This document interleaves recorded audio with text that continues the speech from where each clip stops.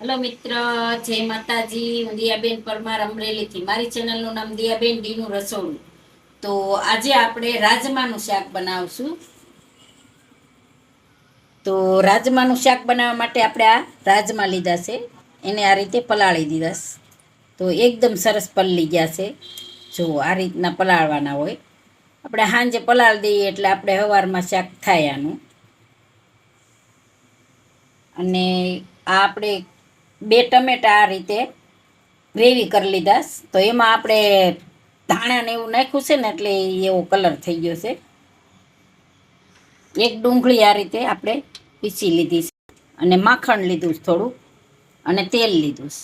અને વઘારવા માટે આપણે 3 લવિંગ લીધા છે, એક તેજપત્તું, 2 તજના ટુકડા લીધા, જીરું લીધું છે અને હિંગ લીધી, આદુ મરચાં ને લસણ આ રીતે આપણે ખમણી લીધું, અને ધાણા જીરું લીધું, અડધી ચમચી આપણે હળદર લીધી, ગરમ મસાલો લીધો છે, સ્વાદ પ્રમાણે મીઠું લીધું છે, 1-1.5 ચમચી આપણે લાલ મરચું લીધું, અને આપણે આ ધાણા લીધા, અને પાણી લીધું છે બાફવા માટે. તો આપણે પેલા ગેસ ચાલુ કરશું.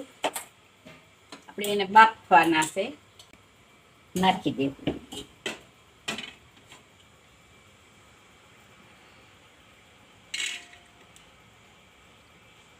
એકદમ સરસ પલળી ગયા. 4-5 પાણીએ ધોઈ નાખવાના રાજમાને.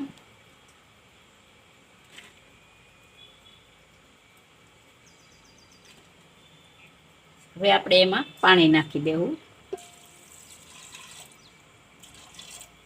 બસ એટલું નાખશું. હવે આપણે એમાં મીઠું નાખી દેવું થોડું બાફવામાં. હવે ઢાંકીને આપણે આને 5-6 સીટી કરવાની છે.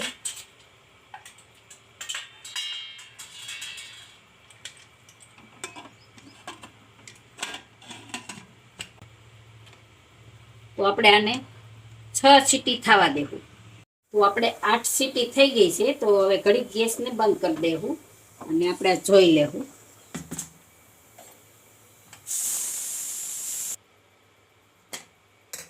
હવે આપણે જોઈ લેવું.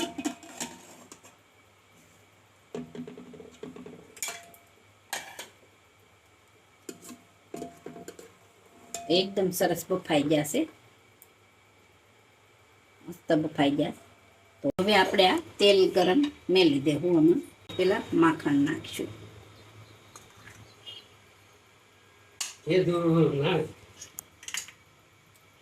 હવે આપણે આમાં તેલ નાખી દેવું. 1 ચમચા ઉપર નાખ્યું છે, 1.5 ચમચો. થોડુંક માખણ આપણે ઉપરથી નાખવા રાખ્યું છે. તેલ ને માખણ ગરમ થઈ ગયું છે, તો 1 તેજપત્તું નાખશું, 2 તજના ટુકડા નાખશું, અને આ 3 લવિંગ નાખી દેવું, અને આપણે જીરું નાખી દેવું.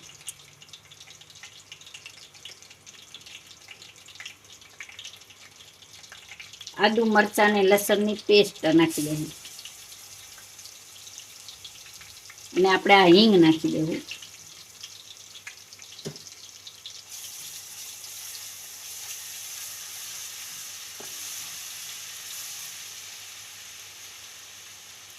હવે આપણે આ ડુંગળી છે એ આપણે નાખી દેવું, ડુંગળીની પેસ્ટ.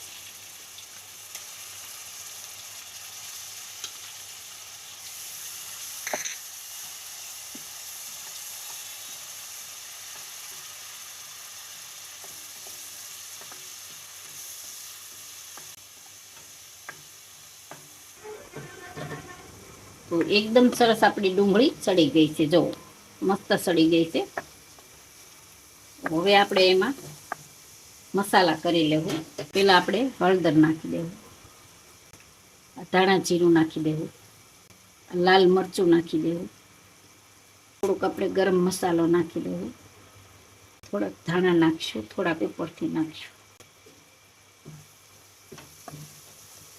આપણો મસાલો સરસ પાકી જાય એટલે આપણે આમાં ટમેટાની ગ્રેવી છે એ નાખી દેવું. જો એકદમ સરસ આપણો મસાલો પાકી ગયો છે. તેલ માખણ ને તેલ બધું છૂટું પડવા મળ્યું. તો હવે આપણે એમાં ટમેટાની ગ્રેવી નાખી દઈએ.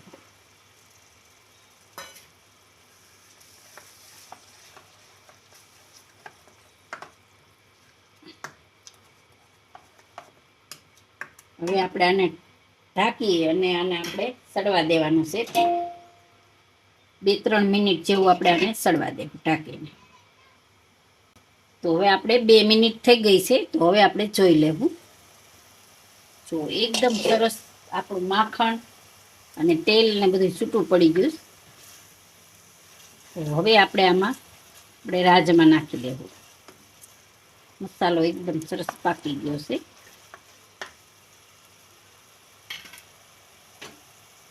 તો આપણે આ પાણી હોતા જ નાખી દેવું. મીઠું આપણે જોહે એ પ્રમાણે આમાં મીઠું નાખવાનું. જો આપણે હવે રાજમા નાખી દીધા છે. હવે આપણે આને પકવવાના છે સરસથી. અને હવે જોહે એ પ્રમાણે આપણે આમાં મીઠું નાખશું. તો થોડુંક આપણે આમાં મીઠું નાખશું. આપણે બાફવામાં નાખ્યું હતું ને એટલે થોડુંક આપણે ધાણા નાખી દઈશું.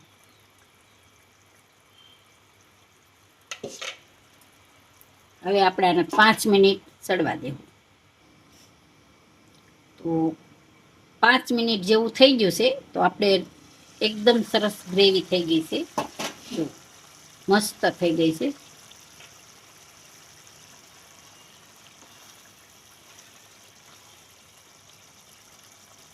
એકદમ સરસ ગ્રેવી થઈ ગઈ છે. હવે આપણે ગેસ બંધ કરી દેવું અને આપણે નીચે ઉતારી લઈએ. હવે આપણે આમાં સર્વ કરી લેવું.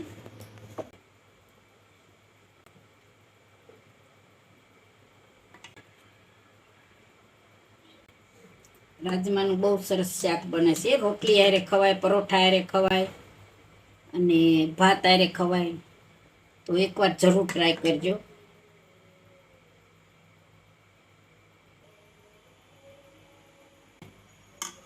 ઉપર આપણે ધાણા નાખશું.